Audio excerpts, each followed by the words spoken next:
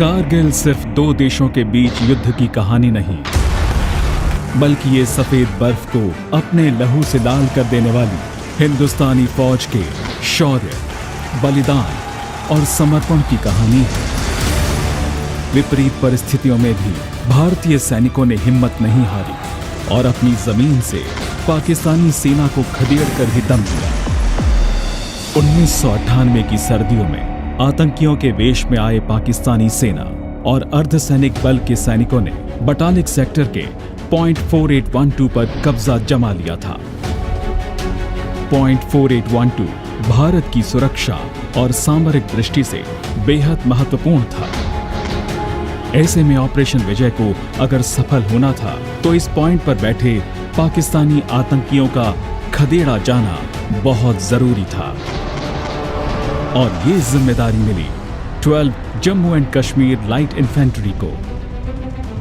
इसी बटालियन की Charlie company को कई टुकड़ियों में दुश्मन पर हमला करना था जिससे दुश्मन को घेरा जा सके और इसी योजना के तहत सेक्शन कमांडर हवलदार सतीश चंद्र को दुश्मन पर पीछे से हमला करने की जिम्मेदारी दी गई। लेकिन इससे पहले कि हवलदार सतीश की टुकड़ी हमला कर पाती, दुश्मन ने हवलदार सतीश और उनकी टुकड़ी पर गोलियों की बौछार कर दी। इस हमले में उनका पैर बुरी तरह जख्मी हो गया, लेकिन उन्होंने गोलियों की बौछार और आर्टिलरी फायर के बावजूद पाकिस्तानी सैनिकों को मार गिराया। हवलदार सतीश की बहादुरी, युद्ध कौशल और बेहतरीन रणनीति का नतीजा था कि सेना ने बटालिक सेक्टर के पॉइंट 4812 पर फिर से कब्जा कर लिया।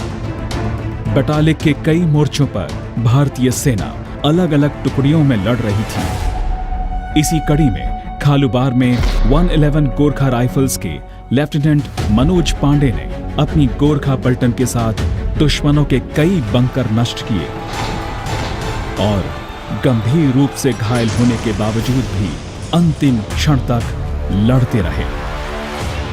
लेफ्टिनेंट मनोज पांडे को उनके शौर्य व बलिदान के लिए मरणोपरांत परमवीर चक्र से सम्मानित किया गया। बटालिक सेक्टर में ही 1 बिहार रेजिमेंट के मेजर मरियप्पन सर्वनन को एक पाकिस्तानी पोजीशन कैप्चर करने का काम दिया गया था।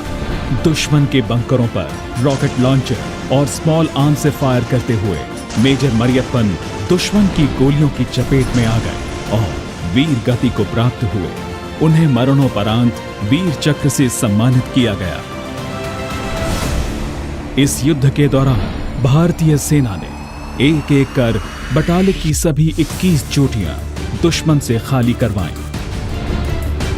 जब जब भारतीय जवानों की बहादुरी की मिसाल ढूंढी जाएगी, तब तब कारगिल युद्ध के दौरान बटालिक सेक्टर की लड़ाई और हमारे सैनिकों का बलिदान हमेशा याद किया जाएगा।